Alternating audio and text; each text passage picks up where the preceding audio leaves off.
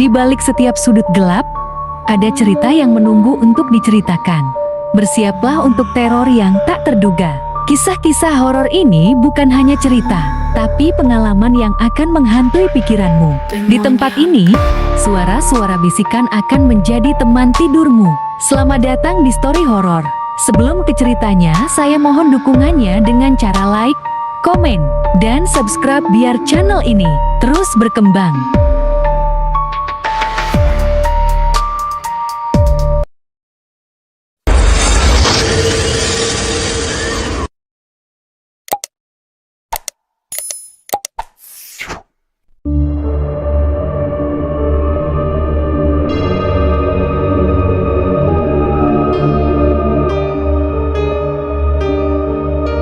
Assalamualaikum warahmatullahi wabarakatuh. Selamat datang kembali di channel ini. Siapkan diri kalian, matikan lampu, gunakan headset, dan pastikan tidak ada yang berdiri di belakang kalian. Malam ini kita akan mendengar kisah tentang seorang hansip yang sedang ronda seperti biasa. Namun, suara kentongan yang terdengar di tengah malam justru membawanya pada pertemuan yang tak seharusnya terjadi. Apa yang sebenarnya menunggu di kebun kosong itu? Dan kenapa suara ronda tetap terdengar meski tak ada siapapun di sana? Inilah dia, ronda terakhir Pak Darno.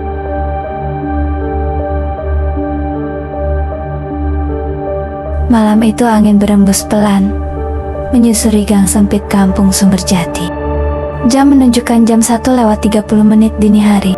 Biasanya, di jam seperti itu, suara jangkrik dan gesekan daun pisang jadi teman setia para petugas ronda.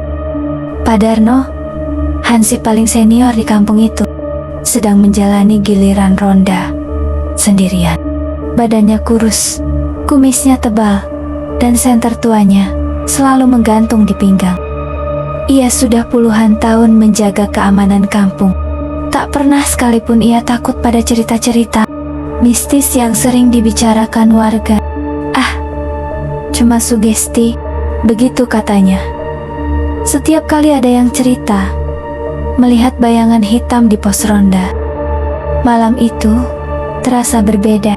Langit mendung tanpa bulan.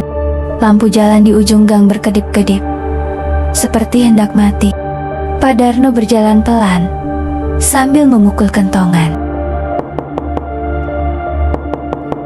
Suara kentongan menggema panjang, namun tak lama kemudian, terdengar suara kentongan lain, dari arah kebun kosong belakang rumah warga. Pak Darno berhenti. Ia yakin malam ini hanya dia yang ronda. Tidak ada jadwal tambahan. Dengan langkah ragu, ia mengarahkan senter ke arah kebun kosong itu. Semak-semak bergerak pelan, seperti ada yang bersembunyi di dalamnya.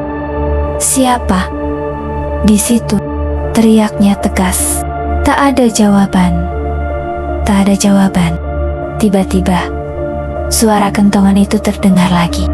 Kali ini, lebih cepat.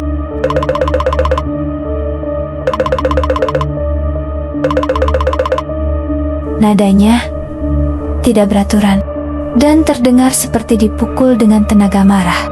Pak Darno memberanikan diri mendekat. Bau tanah basah bercampur aroma anyir menusuk hidungnya. Saat cahaya senter menyapu semak-semak, ia melihat sesuatu yang membuat jantungnya hampir berhenti. Seorang pria berdiri membelakanginya, memakai seragam hansip lusuh, lengkap dengan topi hijau. Loh, siapa itu? Pak Darmo berbisik. Pria itu perlahan menoleh. Wajahnya pucat kebiruan, matanya kosong, tanpa bola mata. Mulutnya tersenyum terlalu lebar, hampir robek sampai ke telinga. Dan yang paling membuat Pak Darno gemetar, seragam itu adalah seragam hansip lama yang dulu dipakai almarhum Pak Wiryo. Hansip yang meninggal saat ronda 10 tahun lalu karena serangan jantung di kebun itu.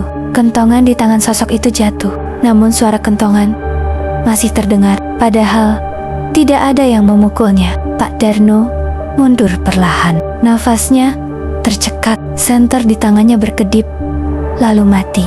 Gelap total. Di tengah kegelapan, terdengar suara berat berbisik di telinganya. Giliranku sudah selesai. Sekarang giliranmu. Keesokan paginya, warga menemukan Pak Darno tergeletak pingsan di dekat kebun kosong. Kentongan miliknya terbelah dua. Sejak malam itu, setiap ronda selalu dilakukan minimal berdua. Dan kadang-kadang jika suasana terlalu sunyi, suara kentongan tetap terdengar dari kebun kosong. Padahal tak ada jadwal ronda di sana. Itulah kisah horor ronda malam yang dialami Pak Darno. Kadang yang kita kira hanya suara biasa, bisa jadi adalah panggilan dari sesuatu yang tak terlihat. Jadi, jika kalian sedang ronda atau berjalan sendirian di malam hari dan mendengar suara kentongan dari arah yang tak seharusnya, jangan langsung menghampiri. Kalau kalian suka cerita seperti ini, jangan lupa klik like, subscribe, dan nyalakan lonceng notifikasi agar tidak ketinggalan kisah horor lainnya. Tulis di kolom komentar, apakah kalian pernah mengalami kejadian mistis saat ronda malam? Sampai jumpa di cerita berikutnya.